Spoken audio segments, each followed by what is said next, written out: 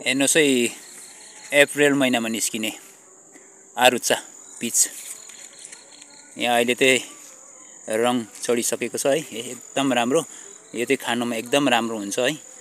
यो आलु उसिनेको जस्तो तासेर खानुपर्छ है। यो चाहिँ अब 2 विक 3 विक पछाडि चाहिँ है, 2 हप्ता 3 हप्ता पछाडि चाहिँ यो खाने हुन्छ है। यहाँ सबै रङ चढिसकेको छ है। यता हेर्नुहोस् है, यहाँ पनि अन्त यहाँ लिएर आउँदाखेरि यहाँ पनि हेर्नुहोस् है, सबै म्याचुर्ड भइसकेको छ।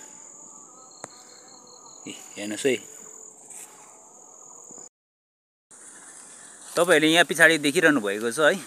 यो पछाडि तपाईहरुले देखिरहनु भएको छ है, यो आरुचा पिच।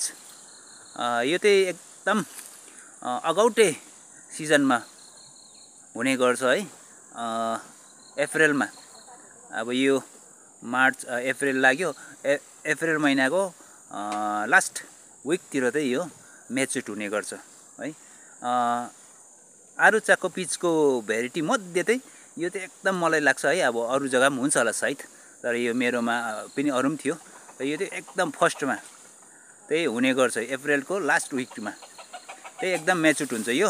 अब एकदम एप्पल जस्तो हुन्छ, हेर्नुहोस् है, यहाँनिर एप्पल जस्तो हुन्छ। लास्ट इयर पनि मैले देखाएको थियो है। यो त अलिकति बेलुका भएर अलिकति राम्रो देखेको छैन है। यही यसको चाहिँ अब सिजन भइसक्यो भन्नु, अब यस्तै 3-4 हप्ता पछाडि चाहिँ यो चाहिँ म्याचुर्ड हुन्छ। हेर्नुहोस् है, यहाँ रातो हुन थाल्यो है। अरू कतिवटा चाहिँ असारमा है, जुन यस्तै जुनमा है त्यही पाक्ने गर्छ। यो चाहिँ एकदम अगौटे चैत वैशाखमा भन्नु पर्यो अब। अन्त यो चाहिँ कस्तो खालको हुन्छ भनेदेखि चाहिँ तपाईको आलु जस्तो बोक्रा चाहिँ तासेर खाँदा पनि हुन्छ है। यसो आलु जस्तो बोक्रा निक्लिन्छ है। लास्ट इयर पनि मैले तपाईहरुलाई देखाएको थियो है।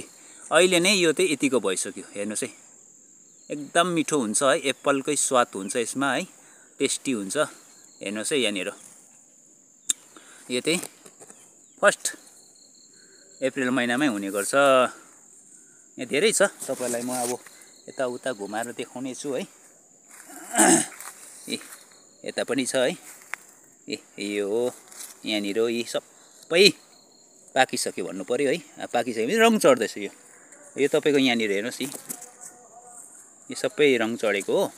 अन्त यहाँ माथितिर पनि छ, यहाँनिर पनि हेर्नुहोस् है। अब यहाँनिर पनि रातो रातो भइरहेको छ है। अब यो एकदम म्याचुर्ड हुँदा एकदम रातो एप्पल जस्तै हुन्छ यो। अन्त यहाँ धेरै फलेको छ है। लास्ट इयर पनि तपाईहरुलाई देखाएको थियो है। यसको भेराइटी मैले त धेरै लगाएको थियो है। अब त्यो पहिला चाहिँ मलाई थाहा भएन है, यो कस्तो भन्दाखेरि अब यस्तो हुन्छ भनेर मलाई थाहा भएन। अब यस्तो हुन्छ भनेको भए त निकै लाउने थियो। अन्त त्यति बेला थाहै भएन है, अब कस्तो आरुचा हो भनेर मलाई थाहा भएन।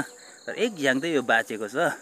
यो चाहिँ एकदम राम्रो हुन्छ। लास्ट इयर मैले भिडियो पनि बनाएको थियो, धेरैजनाले मगाउनु पनि भयो है। अन्त यो चाहिँ तपाईको 100 रुपियाँ पर केजी गरेर चाहिँ सेल हुँदो रहेछ यो चाहिँ है। मलाई धेरैजनाले मगाएर लानु पनि भयो है। 100 रुपियाँ पर केजीको गरेर है। यो साह्रो ठुलो पनि हुँदैन, यत्रो हुन्छ है। स्मल साइज हुन्छ, तर खानुमा चाहिँ एकदम मिठो हुन्छ यो है। अन्त यो आज तपाईलाई यो मेरो अगौटे निक्लिने है, फर्स्ट निक्लिने है, अप्रिल महिनामा म्याचुर्ड हुने पाक्ने यो आरुचा देखाइरहेको छु है। सानो झ्याङ छ, हेर्नुहोस् है, झ्याङ चाहिँ ठुलो चाहिँ छैन है, सानो। यो माथितिर झन् पुरै यो भइसक्यो, रङ चढिसक्यो है। यहाँनिर यहाँ पनि हेर्नुहोस् है, पुरै रङ चढिसकेको छ है हो। यहाँ माथि झन् पुरै रङ चढिसकेको छ। अन्त हेर्नुहोस् है, माथितिर पनि सानो बोट छ यहाँ।